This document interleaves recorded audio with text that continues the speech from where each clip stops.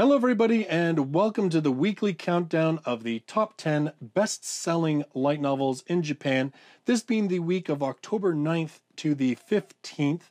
Now, last week we had a number of titles that made it onto the list with only a couple of days of sales. Pretty much not a surprise that now that they've had a full week, some of them have moved up in the list.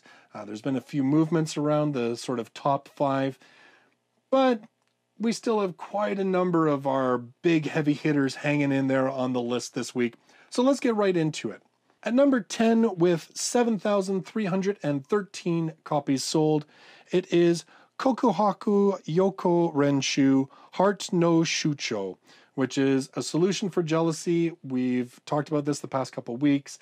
A series based on Vocaloid songs by Honeyworks.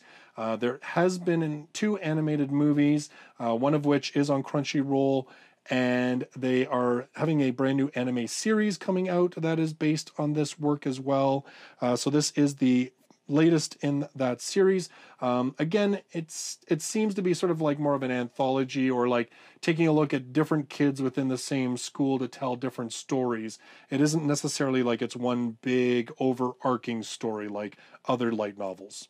At number 9, with 7,794 copies sold, volume number 20 of Sword Art Online. So yes, it has managed to hang in on the top 10 still. It has cracked it. It's 207,000 copies sold, 666 copies sold, so almost 208,000 copies. What a beast this series is, even at volume number 20. And like I said, it's a side story. It's not even like an ongoing part of the overarching series. Of course, fully licensed in English. I actually just reviewed volume number 11. I had a bunch of things to say about that. And of course, we are getting a anime based on the Alicization arc, which is the final arc of Sword Art Online, or at least it currently is the final arc. Lots of rumors that there's more coming. At number 8, with 8,259 copies sold, volume number 12 of My Youth Romantic Comedy As Wrong As I Expected. Brings its total so far up to 169,000 copies sold, and this is like 2 years waiting for this volume, so still doing really well. Not quite the monster Sword Art is, but hey, not too shabby either. Of course, we've talked about this one for a couple weeks because it's been on the list. It is licensed by Yen On. Volume number 3 is the most recent volume that's been released.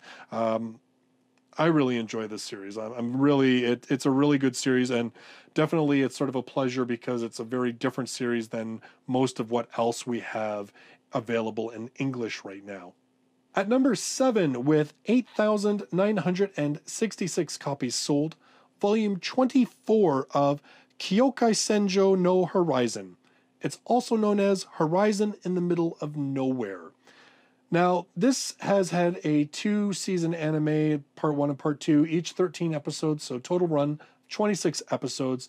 It ran October to December of 2011, and then season 2 ran July to September of 2012. Both seasons have been licensed by Sentai Filmworks for English release in North America.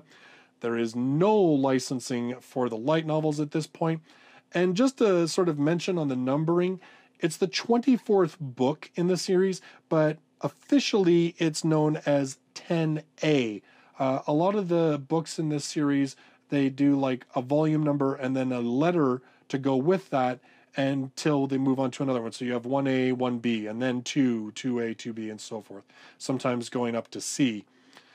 This one, in the far future, humans abandon a devastated Earth and travel to outer space. However, due to an unknown phenomenon that prevents them from traveling further, humanity returns to Earth only to find it inhospitable except for Japan. To accommodate the entire human population, pocket dimensions are created around Japan to house the returned populace. In order to find a way to return to outer space, humans begin reenacting human history according to the Holy Book Testament. But in the year 1413 of the Testament era, the nations of the pocket dimensions invade and conquer Japan, dividing the territory into feudal fiefdoms and forcing the original inhabitants of Japan to leave. It is now the year 1648 of the Testament era, and the refugees of Japan now live in the city ship Musashi, which constantly travels around Japan while being watched by the Testament Union, the authority that runs the reenactment of history. However, rumors of an apocalypse and war begin to spread when the Testament stops revealing what happened after 1648.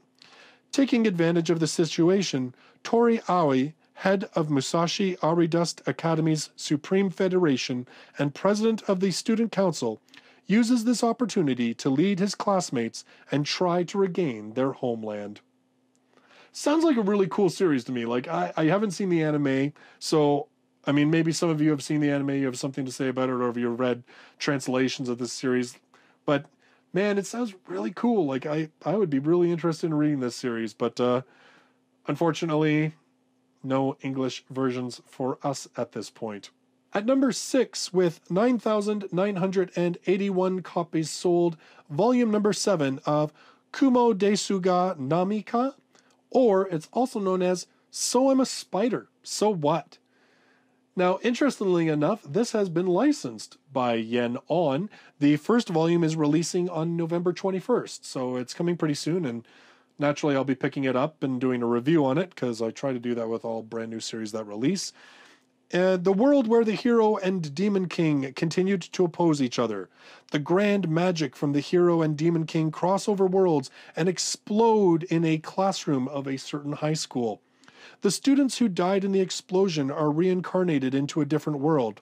The protagonist, who had the lowest reputation in the class, was reincarnated as a spider. Nevertheless, she adapts quickly to the present condition with strong willpower. This is a story of she who has become a spider, trying whatever she can to live. Like, it sounds really hokey, this. I gotta be honest. It sounds hokey, but I have heard from a number of people that it is actually a really decent series. And clearly, I mean, it's not selling too bad in Japan. So I'm kind of looking, I don't know whether I'm looking forward or I'm curious. I'm not too sure what to say about it, but I'll be picking this one definitely up in November and letting all of you know what I think of it. At number 5, with 10,212 copies sold, volume number 13 of Rakudai Kishi no Cavalry, or it's also known as Chivalry of a Failed Knight. Now, a 12-episode anime aired October to December of 2015. It's simulcasted on Hulu, so for those of us who can't get Hulu, we were SOL in trying to watch this one. It has been licensed for release on home video by Sentai Filmworks. There is no license for the light novels, and as far as I can tell, there's no license even for the manga. For this one, it is in a time and place where one's soul can be morphed into a weapon. There are modern-day magicians called Mage Knights. Although Kurogane Iki is a student at an institution that trains Mage Knights, he has no particular talent in magic and is labeled the Failure Knight, or Worst One. Getting way less than average marks in the scorings, he was forced to repeat a year. But with the arrival of a new head of the institution, a new rule was created. Knights whose abilities are compatible, as decided by the board, must share rooms and attend practice and training together throughout their school years to bring up their abilities to the max. It is a rule to implement the absolute verdict of ability. Iki's roommate, Stella Vermilion, turns out to be a princess of another foreign country. Stella is a rank A knight, the type of genius in magic who only appears once a decade. When Iki walked in on her while she was changing her clothes, it caused a huge misunderstanding, which eventually ended up in a duel between the two of them. The punishment for the losing side is eternal submission to the winning side. Forced to live in the same room and practice magic together throughout all their school years, how will Stella and Iki's relationship evolve? Now, I know quite a few of you are big fans of this series and often will use the surveys that are put out by 7Seas and other companies that to try and get this one published. I don't really understand why this one didn't get picked up. I think it is because of the company that publishes it.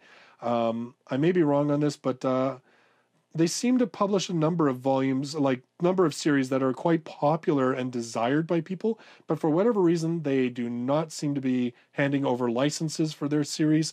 It's also possible that this came out at around the same time as the Asterisk War, which we know was picked up by Yen On. Maybe this one got kind of overlooked because of that. I'm not too sure, but I would certainly read it. And like I said, I know a lot of you have said that the series is really good, that the anime was way better than Asterisk War, and that a lot of you have been requesting this one as much as you possibly can. At number 4, with 10,510 copies sold, Volume 15 of Netgame no Yome wa Onna no Koujai nai to Omotta. Or, and you thought there is never a girl online. So this one was on the list last week, was further down on the list last week. So again, one of those books that came out sort of with only a day or two left to get into that sales week. It's moved up in the list. Right now, there is a 12-episode anime that was licensed by Funimation, but we don't have any English license for the light novels at this time. At number 3, with 11,257 copies sold, Volume 12 of Overlord. Now, I know some of you will probably be very disappointed that Ain-sama has dropped from volume number 1 and didn't even manage to hold on to number 2, but take heart. He has sold 149,797 copies in just the past 2 weeks and a couple of days, so like 16 or 17 days. So doing very, very well. And again, this is a series that we are getting in English. In fact, volume number 5 is going to be my most recent review. I'm reading it right now. So we do have these in English from Yen On. We've had 1 season of the anime. There have now been 2 compilation movies recapping those 13 episodes. And we are getting a 2nd season, which I believe is supposed to start in January of 2018, so not too far away. The first 1 to 3 light novels were covered in the 1st season. Still not too sure how many volumes they're going to cover with the 2nd season. At number 2, with 24,395 copies sold, Volume 21 of Kino no Tabi, The Beautiful World. So again, another series that was on the list last week, was down a couple of places from this, but has moved up now that it's had a full week of sales. This one, of course, it's currently has a brand new anime that's being shown simulcast on Crunchyroll.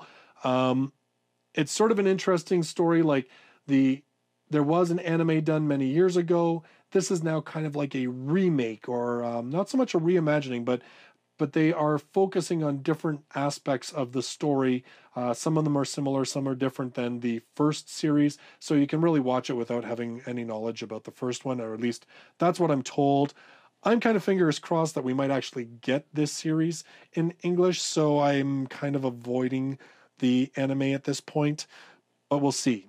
Maybe. I mean, certainly it's having quite a bit of popularity, and the sales for the later volumes, and obviously doing well enough that they felt like another go at the anime was worth it. Finally, at number 1, with 25,091 copies sold, it's volume number 19 of Shinyaku Taoru Mujutsu no Index, which is the sequel to A Certain Magical Index. This one, A Certain Magical Index New Testament. So this is the sequel series set afterwards. Currently, no announcement for an official English release. I totally expect that Yen On will license this series once they are approaching the end of Index. They've still got a couple of volumes to go. So I wouldn't be surprised to see this one get announced, because based on it, because it is a sequel, like a total sequel, they can't release any of it until Index is over. So, and because a lot of licenses have sort of a term limit, like, be it 5 years or whatever, I can see where they wouldn't want to pick up a series until they're ready to release it, because they don't want any of that license term to expire before they can actually start making their money back. So I wouldn't be surprised to see this one eventually get licensed, but we're probably still a little while away before that announcement gets made. So those are your best-selling light novels in Japan for the week of October 9th to the 15th. I will be here next week to count down the list again, and it'll be very interesting to see where some of these books slide and which ones remain on the list and which ones fall off. Maybe we will finally see Sword Art Volume 20 fall off of the top 10. It'll be pretty interesting to see what happens next week. So if you're brand new to the channel and you love light novels, you should consider subscribing. I do this countdown, like I said, every single week, and I also do 2 to 3 reviews every week as well. Thank you very much for joining me in this video, and I look forward to seeing you in the next one. Till then, bye-bye for now.